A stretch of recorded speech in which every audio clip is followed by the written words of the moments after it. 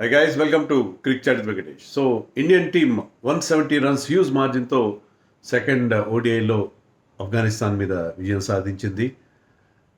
It was massive win thanks to that wonderful partnership between captain Shubman Gill and Ishan Kishan. ఇద్దరు కలిసి 224 runs add చేశారు. Shubman Gill was in pristine form. అంత అద్భుతంగా ఉంటుంది అతను ఆడుతుంటే. ముఖ్యంగా ఆఫ్ సైడ్లో అతను కొట్టిన drives they were the highlight of this match. అతను ఆడిన తీరు ఎంత అట్రాక్టివ్ బ్యాటింగ్ అంటే అంత అట్రాక్టివ్ బ్యాటింగ్. గ్రేట్ టచ్ 154 చేశాడు అతను.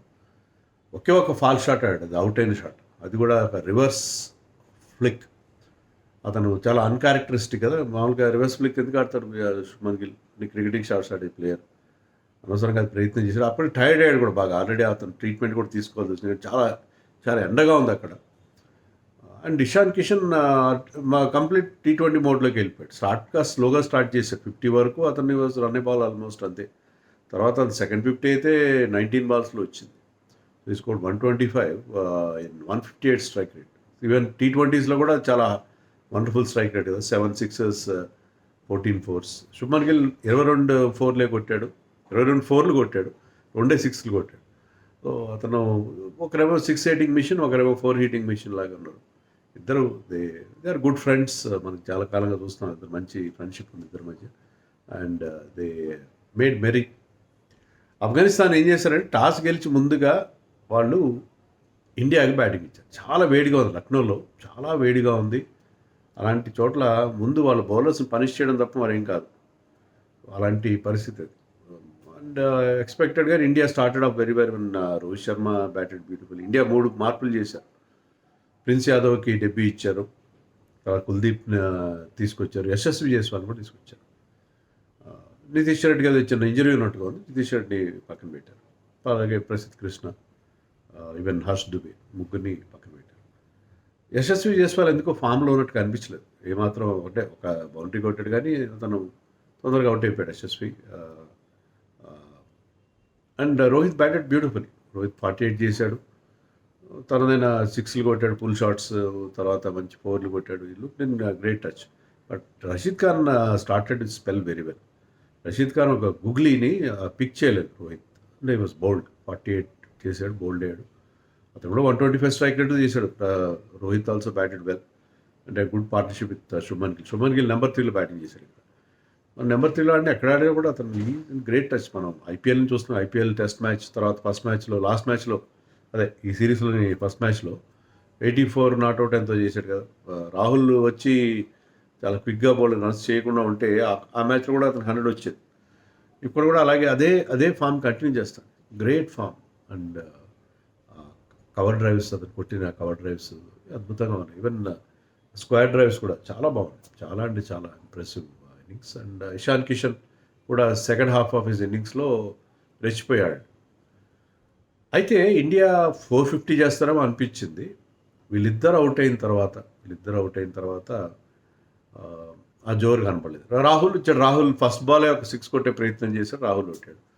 శ్రేయస్ అయ్యర్ బ్యాటెడ్ 23-24 చేశాడు. Shreyas Iyer look good but not very good. అతను యూజువల్గా స్ట్రైట్ హిట్స్ బాగా కొడతాడు, స్ట్రైట్ 6లు కొడతాడు, కానీ అది could not clear long on. So Shreyas Iyer కూడా అవుట్ అయిపోయాడు.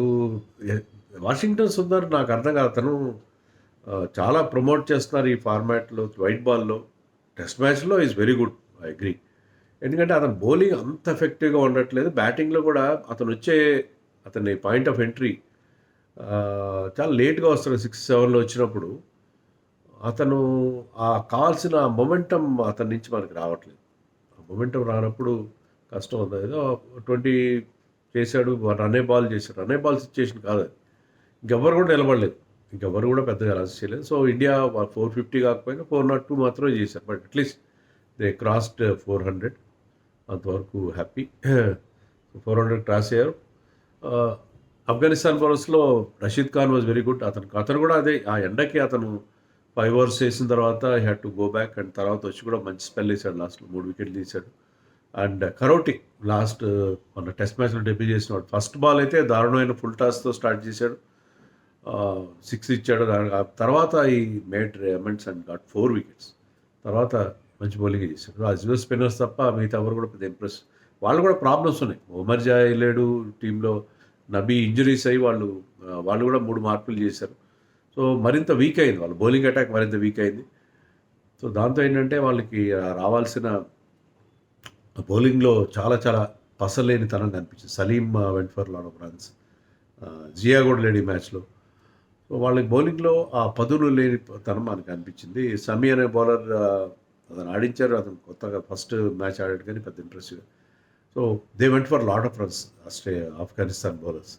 సో 402 చేంజ్ చేసినప్పుడు వాళ్ళకేంటంటే ఏమన్నా హోప్ ఇస్తే గుర్బాజ్ హోప్. గుర్బాజ్ స్టార్ట్ బాగానే చేశాడు. ప్రిన్స్ యాదవ్ వేసిన ఓవర్లో 7th over of the innings out అవ్వాల్సింది కానీ అది నో బాల్ అయింది. షార్ట్ బాల్తో అవుట్ చేసి క్యాచ్ కూడా వెళ్ళింది. హర్షదీప్ క్యాచ్ తీసుకున్నాడు, అది నో బాల్ అయింది.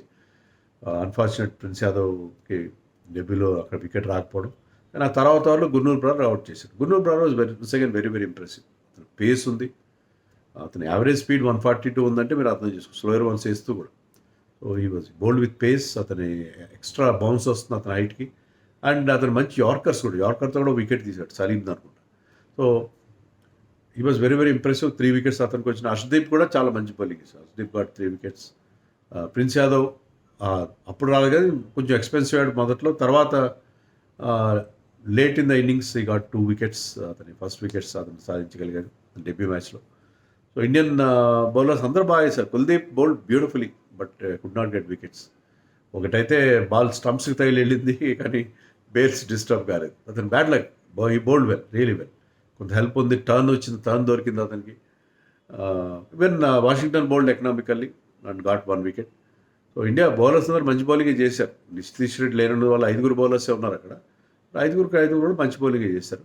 బట్ ఆఫ్ఘనిస్తాన్లో ఎప్పుడైతే గుర్బాజ్ 42 చేసి అవుట్ అయ్యాడో, రెహమత్ షా చేశాడు. అతను చివరిదాకా ఉన్నాడు, హాఫ్ సెంచరీ చేశాడు.